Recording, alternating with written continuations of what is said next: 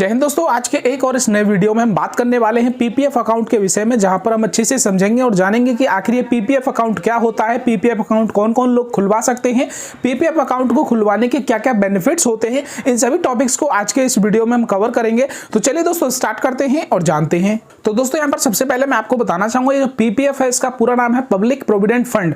दोस्तों ये बेसिकली एक स्कीम है, एक इन्वेस्टमेंट स्कीम है, एक सेविंग स्कीम है, जिसके तहत आप अपना एक पीपीएफ अकाउंट खुलवा सकते हैं। पीपीएफ अकाउंट आप अपना इसका पोस्ट ऑफिस में भी खुलवा सकते हैं या फिर किसी बैंक में, जैसे एसबीआई हो गया, पीएनबी हो गया, बैंक ऑफ बड़ौदा हो गया, एचडीएफसी हो गया, ऐसे बैंकों में आप अपना पीपीएफ अकाउंट आसानी से यहां पर खुलवा सकते हैं। और सबसे अच्छी बात यह है कि ये एक रिस्क फ्री स्कीम है, यानी कि इसके अंदर आपको रिस्क बिल्कुल भी नहीं है, क्योंकि डायरेक्टली ये सेंट्रल गवर्नमेंट द्वारा मैनेज किया जाता है इसको। दोस्तों यहां पर इसकी जो सबसे अच्छी बात मुझे लगती है वो ये है, एक तो ये रिस्क फ्री है, दूसरा इसके अंदर आपको कोई भी टैक्सेस यहां पर देने नहीं होते हैं। दोस्तों बात करें कि सबसे पहले अगर हमको निवेश करना है तो इसमें कितना अमाउंट हमको कम से कम चाहिए होगा, या मैक्सिमम कितना अमाउंट इसके अंदर हम इन्वेस्ट कर सकते हैं।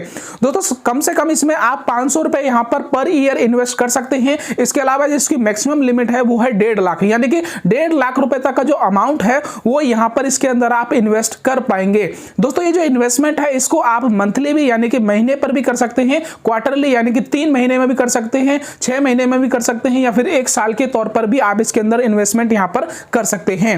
अब दोस्तों बात आती है कि इसका जो मैच्योरिटी टाइम है, यानी कि ये कितने समय के लिए जो स्कीम है ये रहेगी, तो मैं आपको बताना चाहूंगा कि इसका जो सबसे कम समय है, जो मिनिमम टाइम है इसका मैच्योरिटी टाइम, वो है 15 साल। यानी कि 15 साल के जो लॉक इन पीरियड आपको रहेगा कि आपका पैसा 15 साल के लिए कम से कम यहां पर आपको इन्वेस्टमेंट करना होगा।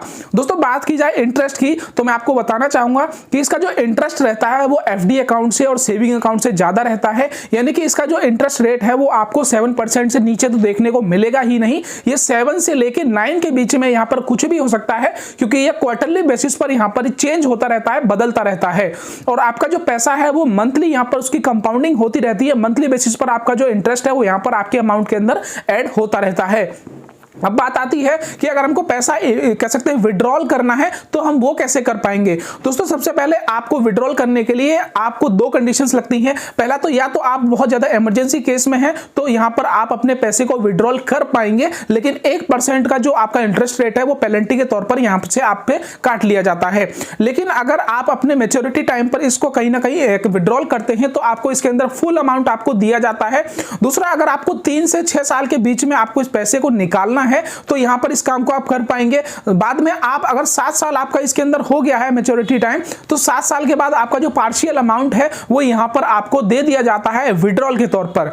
ये दोस्तों हुआ विड्रॉल का। और दोस्तों इसके अलावा अगर हम बात करें कि कौन लोग इस अकाउंट को खुलवा सकते हैं या इसके लिए क्या क्या डॉक्यूमेंट हमको चाहिए होंगे, तो मैं आपको बताना चाहूंगा कि अगर आप एक इंडियन रेसिडेंट है, भारतीय नागरिक आप एक हैं, तो यहां पर इस पीपीएफ अकाउंट को आप खुलवा पाएंगे। इसके अलावा आप एक माइनर हैं, यानी कि आपकी जो एज है वो 18 से कम है, 18 साल से कम है, तो आप इस अकाउंट को खुलवा सकते हैं, लेकिन इसको आपके जो पेरेंट्स हैं उनके द्वारा ही यहां पर इसको दिखाया जाएगा। दोस्तों यहां पर एनआरआई की बात करें तो एनआरआई यहां पर आप इस अकाउंट को नहीं खुलवा पाएंगे, क्योंकि ये सिर्फ इंडियन रेसिडेंट्स के लिए ही है। दोस्तों यहां पर अब बात करें क्या क्या डॉक्यूमेंट हमको चाहिए होंगे इस अकाउंट को, पीपीएफ अकाउंट को खुलवाने के लिए, तो मैं आपको बताना चाहूंगा। सबसे पहला डॉक्यूमेंट है एक फॉर्म ए, जो कि पीपीएफ का एप्लीकेशन फॉर्म होता है, वो यहां पर आपको भरना होगा बैंक से या पोस्ट ऑफिस से लेकर। दूसरा, यहां पर अगर दूसरे डॉक्यूमेंट की बात करें तो आपको यहां पर अपने फोटोग्राफ यहां पर देने होते हैं। इसके अलावा आपके जो केवाईसी डॉक्यूमेंट होते हैं, जो नॉर्मली आप अपना बैंक अकाउंट खुलवाने के लिए देते हैं, जैसे आधार कार्ड हो गया, पैन कार्ड हो गया, मोबाइल नंबर हो गया, ईमेल आईडी हो गई, ये डॉक्यूमेंट यहां पर आपको देने होते हैं अपना एक पीपीएफ अकाउंट यहां पर खुलवाने के लिए। दोस्तों यहां पर पीपीएफ अकाउंट को आप 2 तरीके से खुलवा सकते हैं। पहला, यहां पर आप इसको ऑफलाइन यानी कि पोस्ट ऑफिस पर जाकर या किसी बैंक की ब्रांच पर जाकर खुलवा सकते हैं। दूसरा, यहां पर अगर आपका खाता किसी बैंक में पहले से ही, मान के चलिए एसबीआई में आपका खाता है, तो एसबीआई का जो वेबसाइट का पोर्टल है वहां पर जाकर इसको आप ऑनलाइन भी अपने इस पीपीएफ अकाउंट को आसानी से खुलवा सकते हैं। दोस्तों मैं उम्मीद करूंगा कि अब आपको समझ में आ गया होगा कि आखिर ये जो पीपीएफ अकाउंट है ये क्या है, कौन लोग इसको खुलवा सकते हैं, इसके अंदर क्या क्या बेनिफिट्स आपको मिलते हैं। दोस्तों और ऐसे नॉलेजफुल वीडियोस को फ्यूचर में देखते रहने के लिए हमारे इस यूट्यूब चैनल को अभी सब्सक्राइब करें।